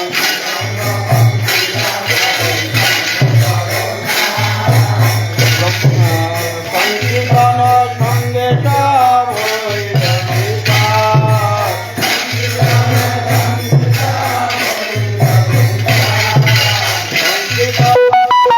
সব হইল বিকাশ,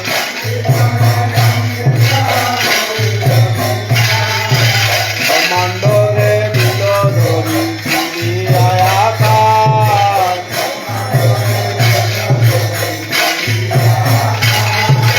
ব্রহ্মাণ্ডে দিল ধরি ফিরিয়ায় আকাশ,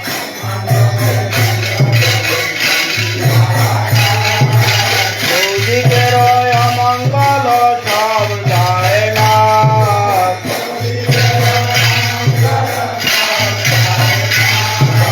চৌদিকের অমঙ্গল সব যায় না,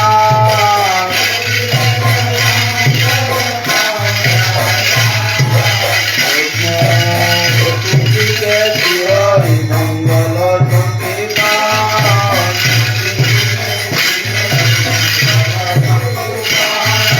চতুর্দিকে শ্রী মঙ্গল সংকীর্তন,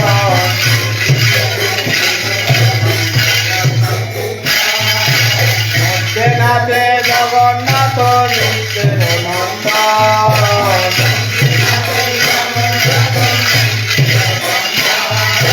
মধ্যে নাচে জগন্নাথ নিত্যের নন্দন,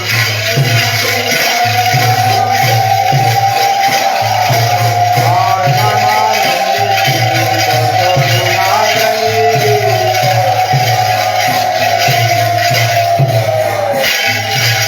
আর নামা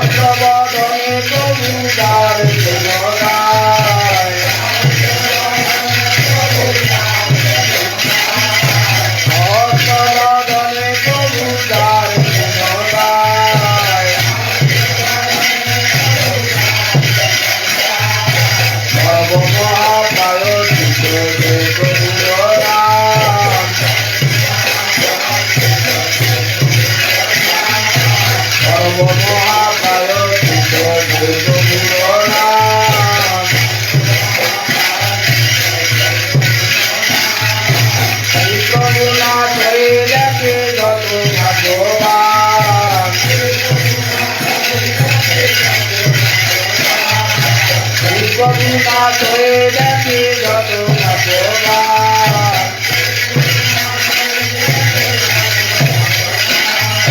লীলানন্দে নাচে মহাপ্রভু দিগম্বর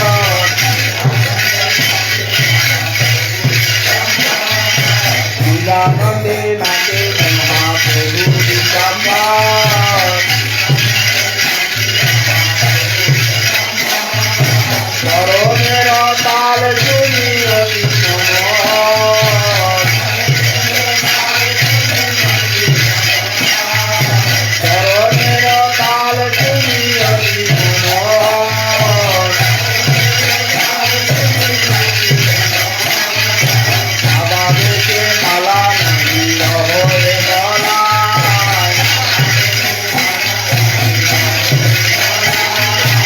আবাবেশে মালা নদী রহরে গলায়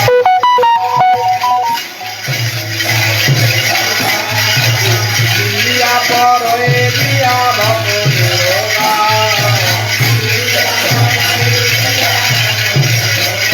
মালা দিয়া পরে দিয়া ভক্তের গায় পাঁচভাবে নাচে গৌরঙ্গার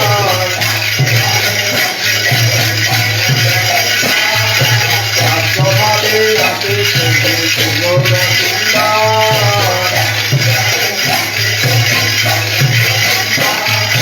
কৌতুকের কীর্তনধ্বনি অতি মনোহর কৌতুকের কীর্তনধ্বনি অতি মনোহর শ্রীকৃষ্ণকে সম্মানিতানন্দ সাহাযান বৃন্দাবন দাস খুশি পর নিবেদান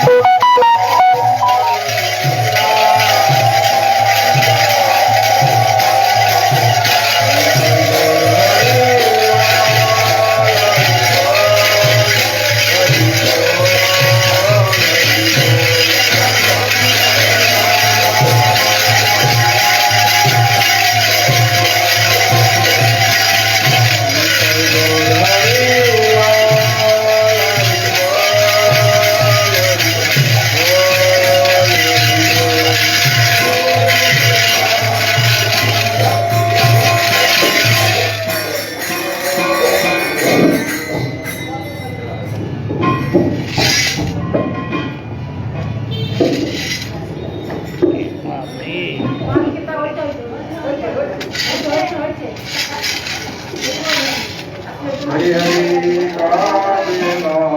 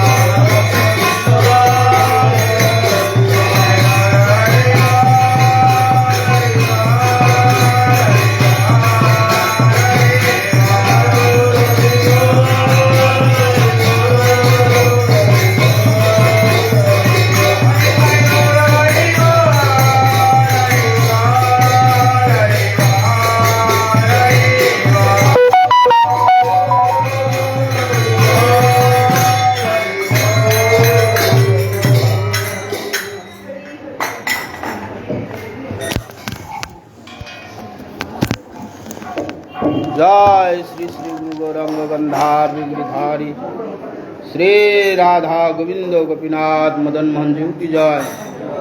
जय विष्णुपाद नित्य लीला प्रविष्ट विष्णुपाद भक्ति जीवनाचार्य गोस्वामी श्री गुरु महाराज की जय। जय विष्णुपाद नित्य लीला प्रविष्ट विष्णुपाद भक्ति कमल मधुसूदन गोस्वामी श्री परम गुरु महाराज की जय। जय श्रीला भक्ति सिद्धांत सरस्वती गोस्वामी ठाकुर प्रभुपाद की जय। जय श्रीला गौरकिशोर दास बाबा जी महाराज की जय। जय गौरी बलदेव विद्याभूषण प्रभु की जय। जय श्रीला विश्वनाथ चक्रवर्ती ठाकुर की जय। जय श्रीला नरोत्तम श्रीवासवानंद प्रभु की जय।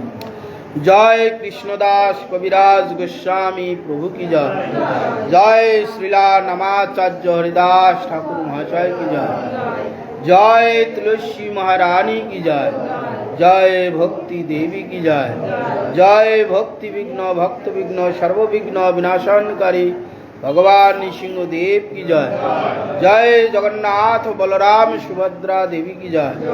जय श्री चैतन्य भागवत ग्रंथ की जय। जय श्रीला वृंदावन दास ठाकुर की जय। जय श्रीला वृंदावन दास ठाकुर शुभ आविर्भाव तिथि वरा की जय। जय नारायणी देवी की जय। जय श्री एकादशी तिथि की जय। जय एकादशी तिथि वरा की जय। जय हरिवासर तिथि की जय। जय अनंत कोटि वैष्णव वृंद की जय। रूपानुग गुरु वर्ग की जय। जय श्रीपाद भक्ति चरण सागर महाराज की जय। जय श्रीपाद भक्ति करण्य माधव महाराज की जय। जय श्रीपाद भक्ति वरेण्य केशव महाराज की जय। जय भक्ति शरण विष्णु महाराज की जय। जय श्रीपाद भक्ति चंदन अरण्य गोस्वामी महाराज की जय। सपार सद गुरु सुंदर की जय। जय समस्त त्रिदंडी पादगण की जय। सपार सद प्रभुपाद की जय। अजगेर आनंद की जय। अनंत कोटि वैष्णव वृंद की जय। रूपानुग गुरु वर्ग की जय। समागत जत भक्त वृंद की जय। एकादशी व्रत पालनकारी भक्त वृंद की जय। श्री श्री गुरु गौर प्रमानंदे।